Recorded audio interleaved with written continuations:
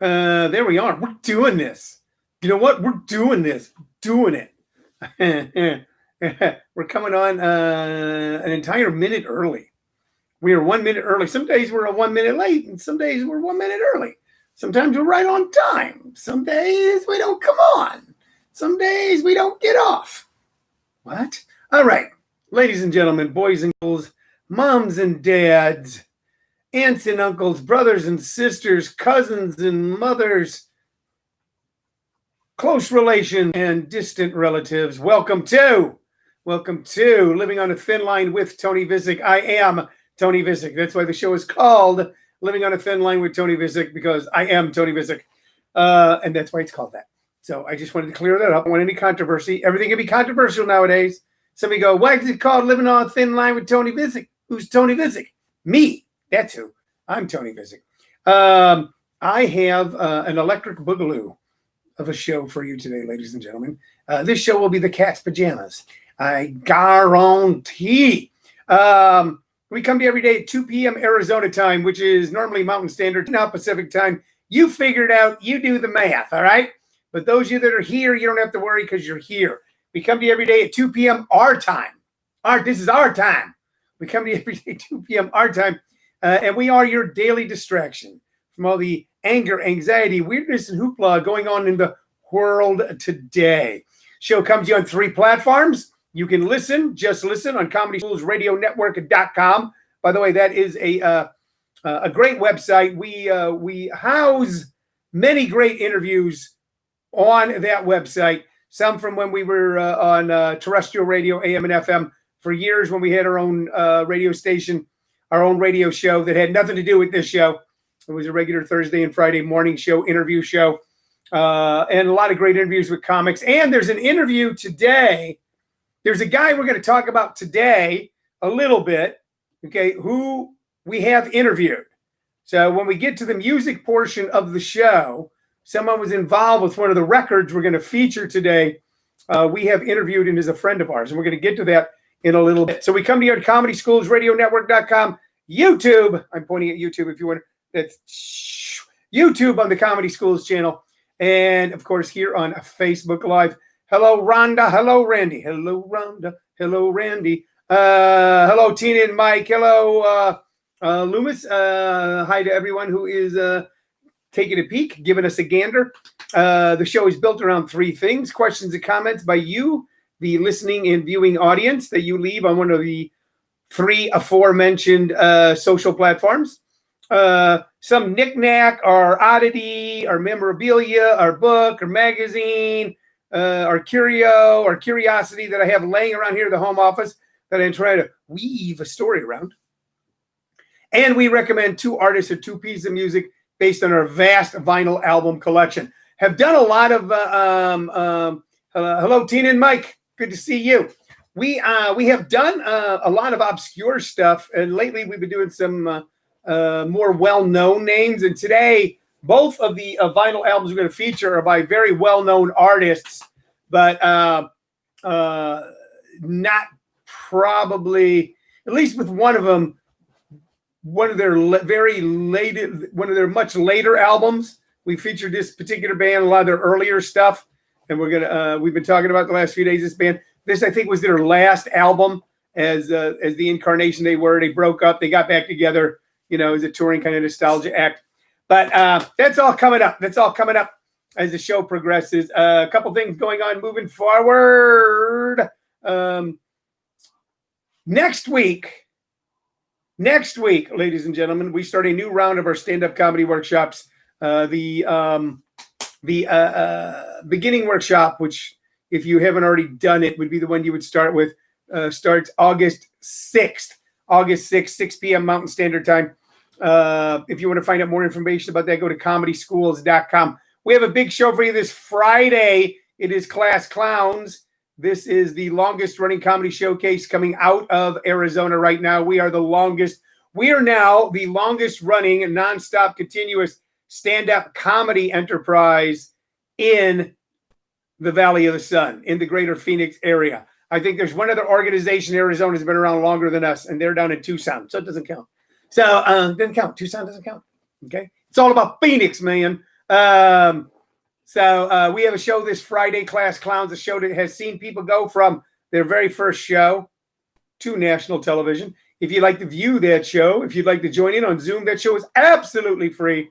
All you got to do is leave me a message here. Just leave me a message here with your email address or email me at comedyschools@hotmail.com. So before we get to the stuff, I mean,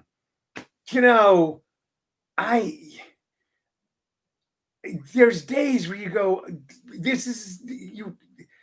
How many times have you turned on your television now in the past 3 years when you've got to be kidding? There has always been crazy people. There have always been insane people. There's always been hucksters and charlatans. In the 1800s, there were snake oil salesmen going around, gather around, friends, pulling their wagon up and telling people they sold them stuff for a cure, and all it was laudanum, which was opium, or alcohol. It was the same thing in the 50s with at the Major Bowes Amateur Hour, and they sold Carter's Little Liver Pills, which did nothing for you. There was also Hadacol, which was basically, I think, just alcohol or morphine, and it was just hucksterism. But to turn on my television yesterday and see a doctor or a bunch of people in white coats standing out there, and this doctor going, "You don't need face masks, hydrochloroquine, whatever it's called, hydrochloroform." I think that's what it is they're just chloroforming the brains of people in America. It's hydrochloroform. Saying, this cures it. And then to find out that this woman has been saying that there's alien, that they're in vaccines, they're putting alien DNA. And saying a lot of women's issues, gynecological issues, is because demons are having sex with them in their dreams. And that the president tweets that or retweets it. I'm like, what the fuck?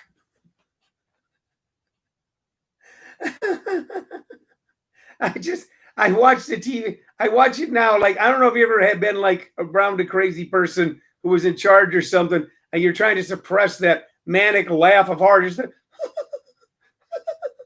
that's how I feel every day.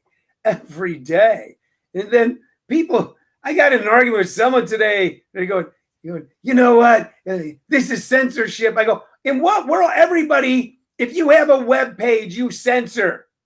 You go, this is what I'm going to have on my web page. This is what I'm not going to have on my web page. It's not censorship. It's a decision about what you're going to have on your platform. They're going, well, the big tech is silencing conservatives. No, there's plenty of conservatives on Facebook and on Google and on Amazon and all that. Plenty of conservatives. What they're silencing are liars and crazy people who are out to damage the soul of America. That's what they're doing. Kevin Brown just put up a little alien face. They asked the president, when you talked to Vladimir Putin, did you bring up the fact that our intelligence agencies reported that Russia was paying the Taliban bounties to kill American soldiers? He goes, no, I didn't bring that up. I forgot to, bring that. You know what? That's one of those things where we're going to talk about it, but then another thing came up and we had to do a deal about another deal, and that thing was going on. So I forgot. Hey, you know what? I don't know where the papers are either that says that. Maybe I think we was robbed. Hey, I'm just a union delegate. I don't know what's going on. I'm watching them going, this is utter fucking madness. And it's a testament. It's a testament to you. It's a testament to reasonable people on both sides of the aisle, people of divergent sides of the political spectrum, that we are still doing our thing and trying to do it well. And I'm not, I was a wild kid well into adulthood, okay? But there was always a sense of decency and decorum. If you've ever been around outlaw organizations, if you've ever been around outlaw motorcycle gangs or the Bloods, and I have been around both of them somewhat extensively in times of my life, they have a code. I'm not saying, hey, these are people that, they're swell fellows. Let's have them come on over, But they have a code. They have a sense of right and wrong, quite different than almost all of ours sense of right and wrong. But they have a sense of right and wrong. It seems that there is no sense of right and wrong coming out of 1600 Pennsylvania Avenue now. They're just a sense of crazy. It's crazy. Anyway, I just thought I'd mention, You know, when people go, you're censoring, you go, no, it's not said. Listen, you have a right to free speech. You don't have a right to be heard. You don't have a right to force me to listen. You can talk all you want, but you don't have to force me to listen. You can write all you want. I don't have to put it on my page. And as much as I think Mark Zuckerberg is probably a creepy little dude, he doesn't have to be forced to put it on the page of the company that he owns either. All right. Okay, let's get to the stuff. Shall we get to the stuff? Let's get to the stuff. I know why Randy tuned in. Randy tuned in to see if we're going to have a bobblehead. You know, Randy, we don't. Randy, we're out of bobbleheads. We don't have any more bobbleheads right now. We're waiting for our bobblehead shipment. I think it's being held up by the Illuminati. I think there should be more bobbleheads available to me, but there's a conspiracy. There's a conspiracy that's formed by the Illuminati and the Trilateral Commission. All right. And also it was formed there is a conspiracy that was formed in the basement of a Pizza Hut in Bangor, Maine to stop me from having access to bobbleheads. That's what I think. And especially it started once I began. Glenn Roman says there's a national bobblehead shortage. It's not a shortage, Glenn. What they're doing is they're holding them back. They're holding them back. They're trying to control us. They're trying to control my mind by not giving me a bobblehead. Don't you see? It's the government going, we will build anxiety in people everywhere by giving a bunch of bobbleheads. Here's your bobblehead. Here it is. And then taking them all away. And the people, where's my bobbleheads? That's what they're doing. That's right. That's right, Randy. The Illuminati are hurting my bobblehead. They're holding back. And then they'll flood it. They'll flood it. And all of a sudden there'll be thousands of bobbleheads all around me everywhere. Okay. They do not carry COVID, Glenn Vroman. See, this is how this shit starts. I don't know where you read that. Breitbart somewhere. Steve Bannon tell you that? Is that something Roger Stone said on a podcast?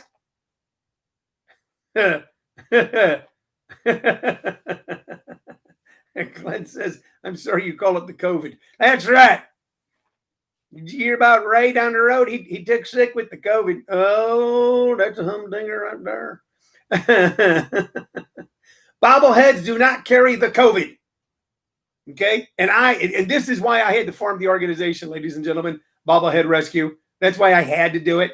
Okay? Just like Animal Rescue. We're going to get that lady, John McLaughlin. What's her name, Shirley? What is her name? It's not John McLaughlin?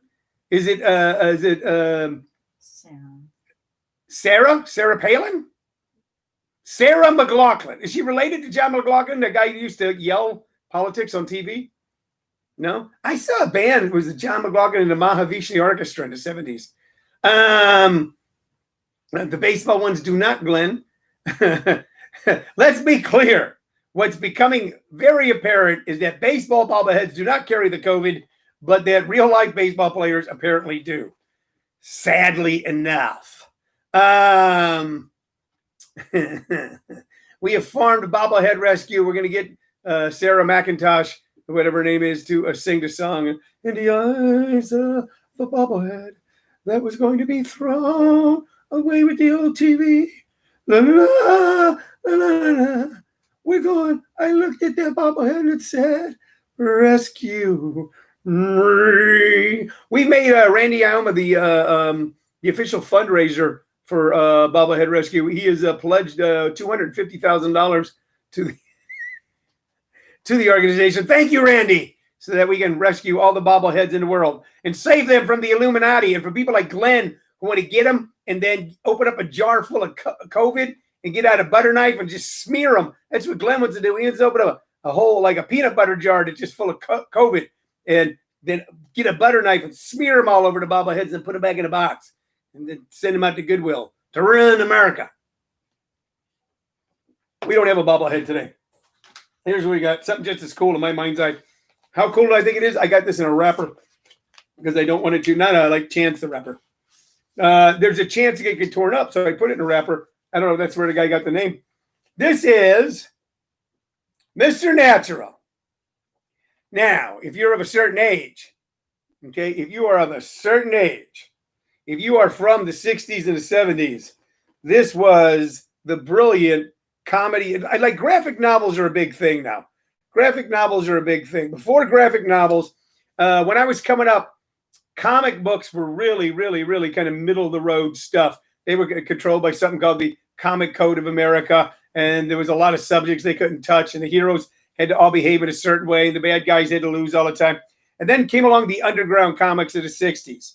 A bunch of artists who, yeah, probably on drugs, okay, definitely were on drugs, okay, who were very talented and decided to create their own stories. One of the iconic characters that R. Crumb created was Mr. Natural. Now, R. Crumb also created many other fabulous characters, and I just want to give you, you won't be able to read it, but just here's some of his art. And it was just stunning stuff, okay? And you're not going to get a good look there.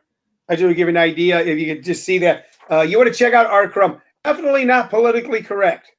Definitely from sort of a hedonistic, on the street, we're learning to make up the rules as we come along, kind of post-hippie mentality. Now, this one came out in the late 70s. R. Crumb started drawing in the late 60s. And Mr. Natural was this kind of freaky, older head who had all these strange philosophies and stuff. And on the front it says, "Stick with me, folks. I got all the answers." Oh, yeah. And a little bear sitting there going, "My hero." So if you really want to check out where a lot of the great humor that came out of the 70s, came out of the 60s and 70s, it came from people like Lenny Bruce. It came from people like Richard Pryor. It came from the National Lampoon. Those were three of the important linchpins in George Carlin, four table legs of what became the new American humor. You cannot also discount the underground comic movement, and you can't discount Robert Crumb, a very strange dude who wrote very autobiographical stuff that was in comic fashion that was pretty raw and honest. He was pretty raw and honest about what kind of person he was. A complete freak, a complete weirdo, a complete misanthrope. Some people would say, now you have to look up that word, Glenn, misanthrope. Some would say misogynistic, certainly misogynistic by today's standards. Okay. But at the time, with the flowering of the sexual revolution in the late 70s, it really flowered starting in the mid 70s, not so much in the 60s, but really came into full bloom in the 70s. There were new attitudes forming, new ways of approaching people, men approaching women, women approaching men, and a lot of the problems that caused as well. You check out R. Crumb, and you'll see some of that in his comics that were really about street people and the hippies and the heads and the hobos and winos and weirdos living down on the street in cities like San Francisco, forming kind of a new the formation of the counterculture in America. So we pay homage to R. Crumb because I used to just eat his comic books alive. The writing was stunning. The language was stunning. The storylines were stunning. There was nothing like it in America when R. Crumb came along. You may dislike the thrust of a lot of what he wrote, but to this day, he had one comic called Meatball, and it was just about what if people walking down the street and all of a sudden they got hit in the head with it. Somebody yelled meatball and they got hit in the head with a giant meatball, and how it becomes a trend in a movement, and how after a while people dig it and expect it, and then one day the meatball stopped. And I read that when I was like 17 or 18, and I laughed so hard I fell out of a chair. Sure, I was loaded, but it was stunningly funny. And to this day, I now play games with my grandson in the pool where all of a sudden I'll splash and go, meatball. And then he'll splash me back and go, meatball. And he just thinks, and he laughed one time. He goes, I don't know why it's funny to say meatball, but it just is. I got it from R. Crumb. Okay. So if you ever find yourself splashing around a pool with little kids, just start splashing and saying meatball. They'll laugh. They'll say it back. You'll be glad that you did. Okay. Let's get to the music, shall we? Let's talk about the music. So the first thing we're going to go with is a bit of an oddity. We've been talking about this band a lot. Okay. And this was, I believe, this was their last album together before they fell apart. They reformed again a few years later, but that incredible core that started around 74 lasted into, what year did this come out? I don't know exactly, but I want to say the early 80s. And this is Fleetwood Mac. It's a double album, and it's called Tusk. It's a double album. It has 1, 2, 3, 5, 6, 7, 8, 9, 10, 11, 12, 13, 15, 16, 17. It has 20 songs on it. 20 songs on Tusk, double album. Only one that is still remembered, and that's Tusk. Why don't you tell them to leave me alone? It's one of the creepiest paranoid, coked out paranoid songs I ever heard. It captures the paranoia of doing too much coke. Just tell me that you love me. And it's a disjointed song, but it's got, of course, with Mick Fleetwood, just this incredible drum riff in it that just grabs you and stays with you and doesn't let go.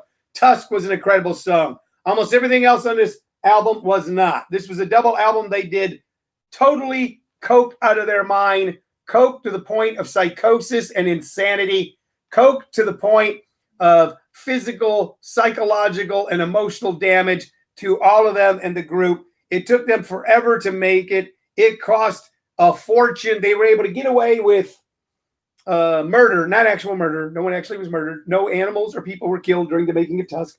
But they were able to get away with just incredible excess because they had made so much money with their previous albums. So much money. So this was the culmination kind of what happened to so much of young America, and especially young artistic America in the starting somewhere around the mid-70s, well into the late 80s, when the cocaine blizzard just hit us. And cocaine really made you feel good. And if you like feeling good, you want to feel good all the time. And after a while, you need more to keep feeling good. Then you need more to feel good. You need more to feel good. And why are you looking at me like that? Hey, I think I'm going to go sit in a closet and write a movie without a pen or paper or anything. So it turned a bunch of people into psychotic paranoids. It destroyed so many lives. Okay? It destroyed the life of the great director Hal Ashby. It destroyed the life of the great director Sam Peckinpah. It damn near destroyed the lives of the members of Fleetwood Mac, especially Stevie Nicks, who's talked about it extensively, and now, thank goodness, has been sober and off the stuff for decades, and Mick Fleetwood. This was made at the height of their money-making power, of their fame, of their fortune, and their drug addiction. And somehow there's a story that just keeps weaving through human life and American life. You get the biblical quote, what does it profit a man to gain the world but lose his soul? So oftentimes we saw it in Elvis Presley, a guy who had everything and then ends up dying of a heart attack sitting on the toilet. So the song Tusk is an incredible tune. We've been talking about their early stuff before Lindsey Buckingham and Stevie Nicks joined, pointing out that the guy who actually founded Fleetwood Mac, Peter Green, just died the other day. The guy who wrote Black Magic Woman, which became a hit for Santana, not for Fleetwood Mac. And the evolution of that band and how they were great along every step of the way. I was listening earlier to their album Mystery to Me here at the house. And the issue always was, for most of their albums, very spotty. 2 incredible songs, then a bunch of okay or mediocre, forgettable songs. Of course, till Stevie and Lindsey joined, and then it was solid wall-to-wall hit, 10 tracks, 2 or 3 albums, stunningly good, and then we got to Tusk, and it kind of fell apart. Here's a man who we love. And when I say we, my wife and I both love this guy's music. We loved this guy. He had his own radio show on Sirius Satellite Radio, and it's one of the reasons we actually got Sirius Satellite in our car and paid for it, because his weekly 1-hour show, Buried Treasure, was the funniest and most enjoyable music show I have ever come across. I'm talking about the late, the great, left us way too soon, Tom Petty. So Tom Petty is a guy who went through it all, who helped change the music industry. He changed the music industry by fighting against some of these contracts that really just benefited the producers and the record companies deeply at the expense of the artist. What do you mean you own my songs? You can't own my songs. I wrote my songs. And he went to court and he won. This album, Tom Petty and the Heartbreakers, Hard Promises, had songs that are now a part of the American Songbook, part of part of our thought process. The waiting is the hardest part. A Woman in Love. She's a woman in love. Night Watchman was pretty big. Something Big in Kings Road didn't really hit that much. Letting You Go. Think About You Inside Her Criminal Mind, and You Could Still Change Your Mind. So the big ones off of here, of course, were The Waiting and Woman in Love. And man, go and listen to those tunes. You can listen to those tunes on the tiniest of speaker. You can listen to them on a cheap burner phone. You just YouTube them. You go, man, those were good tunes. On here was the original lineup for Tom Petty. The guys he came into town in LA from Florida with, of course, Tom Petty, Mike Campbell, incredible guitarist. I saw Mike live. I saw Tom Petty live. Saw the band, Tom Petty's band. Of course, it was called Tom Petty and the Heartbreakers. So I saw them, but I saw Mike Campbell in a small bar. I think McCabe's in Santa Monica one time. Stunningly good guitarist. Benmont Tench on organ, piano, and vocals. He was with them from the beginning all the way through. And then Stan Lynch on drums, who left, and Ron Blair, who I believe passed away. But both Stan and Ron having serious personal lifestyle problems. And let's face it, folks, if you're in a band and the rest of the band goes, if you were in a band in the 60s or 70s or even the 80s and the rest of the band gets together and goes, we think you're doing too much drugs. You're doing way too many drugs. So they were both replaced eventually. Here's the cool thing. I have some connection. I've met the current drummer or the last drummer several times. Very good guy from England. His name escapes me at the moment. But this album was produced by Jimmy Iovine. Now, Jimmy Iovine is a legend in music because he started his own company and then he produced Stevie Nicks, and he produced, I want to say, the Eagles, and he produced Don Henley, and he produced Tom Petty. And then later on, he got together. He found Dr. Dre, or Dr. Dre found him, and they founded Interscope Records and changed music. Some people say for the worse. Music was going to change. Okay, it was going to change, and they were there creating that change as the American soundtrack went from rock music to rap music. Kevin Brown says, so you're not a collector of bobbleheads, but you are of records. No, I'm a curator. That's what I am. The engineer on this album is none other than the legendary Shelly Yakus. Shelly Yakus was a sound engineer. So what is a sound engineer? So you got all the guys, you've seen pictures of all the musicians, and they're all sitting in a studio, and they're all in a room, okay? And then there's a glass, and there's guys sitting behind the glass. There's one guy standing there, kind of watching him. There's another guy, and he's sitting at the sitting down at the board, and his hands are all on the buttons. That's often the sound engineer. Shelly Yakus, legendary sound engineer for music by Frank Sinatra, John Lennon, etc. Okay, he told me a great story about going with Tom Petty when they played Saturday Night Live. I will tell you that story sometime. But Shelly is a near and dear friend of ours, so we have a connection to this record, and we're so glad that we do. If you haven't listened to Tom Petty for a while, and a lot of us aren't in our car anymore listening to the radio, so we're kind of home, okay? And if we're using Alexa, we're just calling out the songs, okay? YouTube, The Waiting, and A Woman in Love. And tell me that they're just not stunning songs, and that once you learn a little bit about music, notice the incredible production on those two songs that make the sound so rich and incredible and powerful and deep and resonant, no matter what you're listening to, no matter what device you're listening to the song on. Okay? Okay. So what have we talked about today? We talked about bobbleheads. We did not show any bobbleheads. We talked about 1970s counterculture and underground comics and Mr. Natural. Just Wikipedia, Mr. Natural, and see what you find. It'll be incredible. It'll open up a whole world to you. A whole world to you. To find out about the world of R. Crumb, Mr. Robert Crumb, if you don't know it. We talked about Fleetwood Mac's final album. And, of course, we talked about Tom Petty. Kevin Brown says, Randy, we have a man in denial. Did you hear that? Not a collector of either. What the I'm a curator and a rescuer. That's what I am. You know who I am? I am the gatherer. I'm a gatherer. That's what I am. Hey, yeah, that's what they're going to call me. Tony. The gatherer. Not a hunter, but a gatherer. All right, but I gather like a hunter. All right, I'm going off the rails. We're going to get back on the rails. I got a great class to teach tonight. I'm going to enjoy teaching it. Okay, I will see Kevin Brown and Randy and Daniel Wayne and a lot of other great people tonight at 6. The rest of you, I will see tomorrow at 2 p.m. Mountain Standard Time. This is Living on a Thin Line. Bye-bye.